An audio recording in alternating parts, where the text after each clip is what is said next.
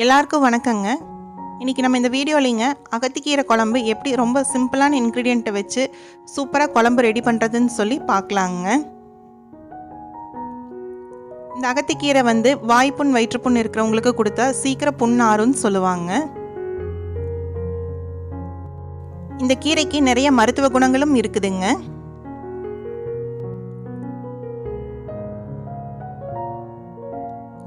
வாங்க அது எப்படி செய்யறதுன்னு பார்க்கலாங்க.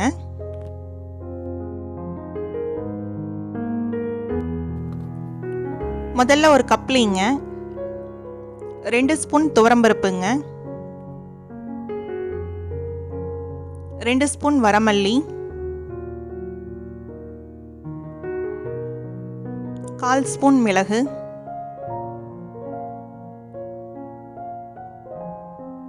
1 ஸ்பூன் சீரகம், காரத்துக்கு ஏற்ற மாதிரி வரமிளகாய், மஞ்சள் தூள் 1/2 ஸ்பூன்,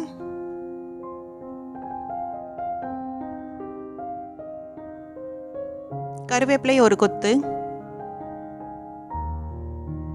தேங்காய் 1/2 மூடி. இது எல்லாத்தையும் சேர்த்து நம்ம அப்படியே மிக்ஸி ஜாரில் போட்டுங்க நைஸாக அரைக்கிறதுக்கு கொஞ்சம் முன்னாடி நம்ம எடுத்துக்கலாங்க. அவ்வளோதாங்க, நம்ம குழம்புக்கான மசாலா ரெடி ஆயிருங்க. ஒரு வடக்கல்லிங்க 2 குழிக்கரண்டி எண்ணெய் ஊற்றிங்க அதில் கடுகு சேர்த்திக்கலாங்க. கடுகு நல்லா பொரிஞ்சதுமே 20-25 சின்ன வெங்காயமும் 1 கொத்து கருவேப்பிலையும் நம்ம உள்ளே சேர்த்திக்கலாங்க. வெங்காயம் நல்லா வணங்கட்டுங்க.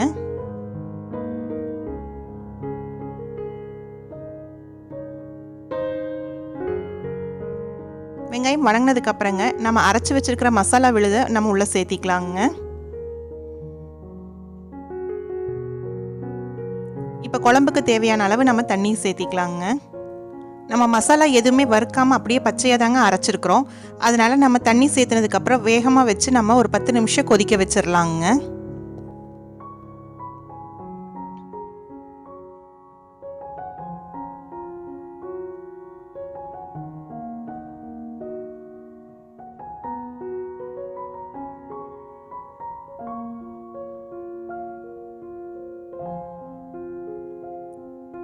இப்போ குழம்புக்கு தேவையான அளவு உப்பு சேர்த்திக்கலாங்க.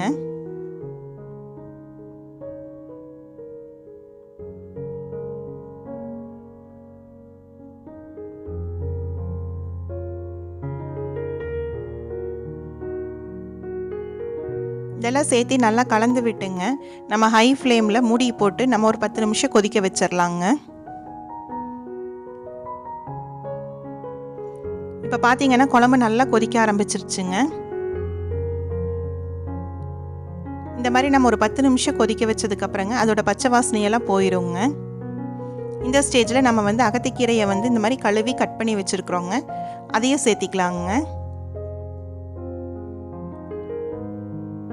இது ஒரு கட்டு கீரைங்க. கீரை சேர்த்துனதுக்கப்புறம் நம்ம மூடி போட்டு கொதிக்க வைக்கக்கூடாதுங்க, கீரையோட கலர் மாறிடும்.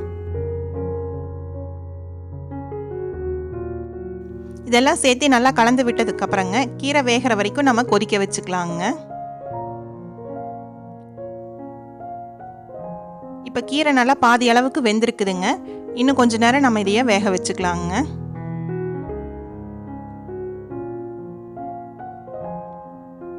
இந்த குழம்பு நம்மளுக்கு ராய்களிக்கு ரொம்ப சூப்பராக இருக்குங்க. அது இல்லாமல் சிறுதானிய சாப்பாட்டுக்கும் வெள்ளை சாப்பாட்டுக்கும் ரொம்ப டேஸ்ட்டாக இருக்குங்க. நீங்களும் வீட்டில் ட்ரை பண்ணி பார்த்துட்டு எப்படி இருந்துச்சுன்னு சொல்லி கமெண்ட்டில் எழுதுங்க. அவ்வளோதாங்க, நம்மளோட கீரை குழம்பு ரெடி ஆயிடுச்சுங்க. இந்த வீடியோ உங்களுக்கு பிடிச்சிருந்ததுன்னா லைக் பண்ணுங்கள், ஷேர் பண்ணுங்கள், சப்ஸ்கிரைப் பண்ணுங்கள், கூடவே இருக்கிற பெல் ஐக்கானையும் கிளிக் பண்ணிடுங்க.